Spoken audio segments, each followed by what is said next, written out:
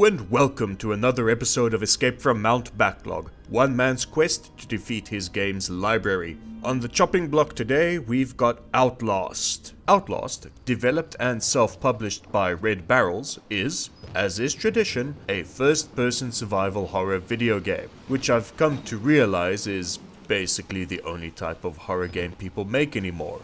Hell, even Resident Evil went first-person this year.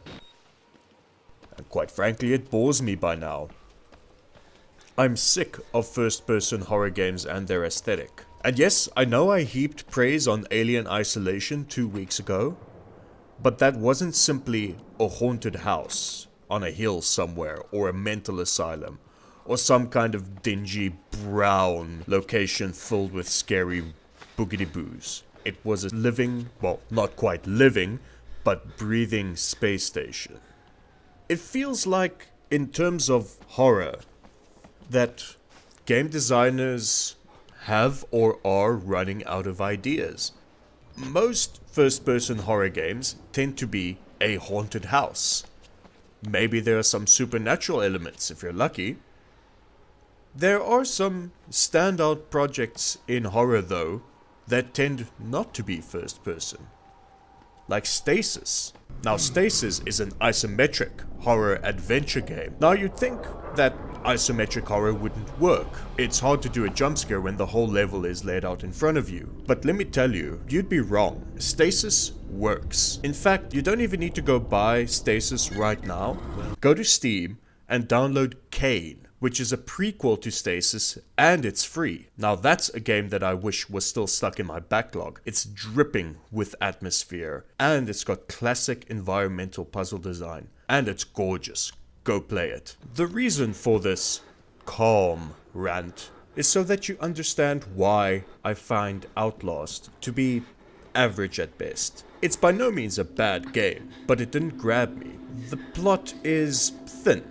You're a reporter and received an anonymous tip that not all is well at Mount Massive Psychiatric Hospital, and hijinks ensue. You meet some of the dissonants of this kooky house on a hill, and most of them don't do anything except sit there, catatonic no matter what you do. In broad strokes, the scares were predictable and mostly jumpy in nature. Now, don't get me wrong, jump scares can be effective, but Outlast went the predictable route, and that saddens me. The game has some moments of phenomenal atmosphere, but squanders it. There's this one sequence where you have to cross the courtyard in the dead of night, with only your camcorder and occasional lightning flashes to guide you. Now that was tense. But then they throw that big lumbering murder machine in your way, and a short chase follows. Now personally, I would have preferred build up with no release for that section. Picture this. You hear the chains that up until this point you have associated with that character, so you know he's out there. He's coming to kill you. But then you reach the end, and in a clever pan of the camera, you see it was just a chain on a gate being rattled by the storm. Now that's much more effective, right? I must admit, there was one jump scare that got me though. No spoilers, but at one point you drop and lose your camera and have to find it again. Once you do, you instinctively turn on the night vision. And okay, cool, it works. Now we just turn around and oh god! Yeah, that was the good one. Of course, gameplay wise, you have no way to fight against the few enemies that are here. The only tool you have is your camera. That's it. You can only run and hide. No distractions, no guns, just you, your wits, and a camera.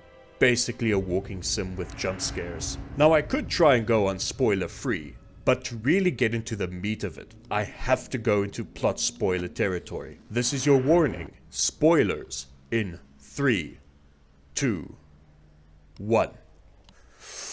Okay, so you arrive at Mount Massive, explore a bit, find a corpse, get drugged by a priest guy who is clearly a patient and not a real priest, but you listen to him anyway for some reason. He disappears only to pop up later. We'll get to him. So you set out to find the doctor who's been cutting people up and sewing them back together. Real jigsaw shit. You get caught by him. He cuts off some of your fingers, which doesn't hinder you at all, by the way. Escape. Find the priest in the female ward, which has no evidence of ever housing female patients, but before you get there you have to escape from a prison like men's ward where you meet the real monsters of the game, these guys' dicks. Eventually, you catch up to the priest who started a cult around the idea of the Wall Rider. This ghost thing you've learned about through one video clip and some documents you found. He self-immolates and you're free to go, but oh no! You get in the elevator, but instead of stopping at the ground floor with the exit, it keeps going in, and it takes you all together now. Shocking twist! Secret government lab that's been experimenting on patients. Okay, technically it's a corporate lab, but I didn't want to ruin the reveal, and none of this was supernatural, it was all just pseudoscience, and somehow created this angry ghost projection that you can't even hide from, so you have to run. You find the scientist who led the experiments who's not dead, and he tasks you with killing the host of the murder ghost, who's called Billy by the way, which you do, and then the murder ghost apparently possesses you and you stumble away. You get gunned down by guys that look like the cast of Fear. Game over. I mean, that ruined it for me. It was fine with it being a real haunted house, but no, it had some secret pseudoscience bullshit. And then, when Jesus literally descends from the heavens and the gates to Valhalla open and you're welcomed by Alfred Hitchcock and a puppy, man. Outlast is by no means a bad game. It's well crafted, the sound design is pretty good, and the level design is great. It effectively funnels you to the next objective whilst instilling this fear that you may be lost.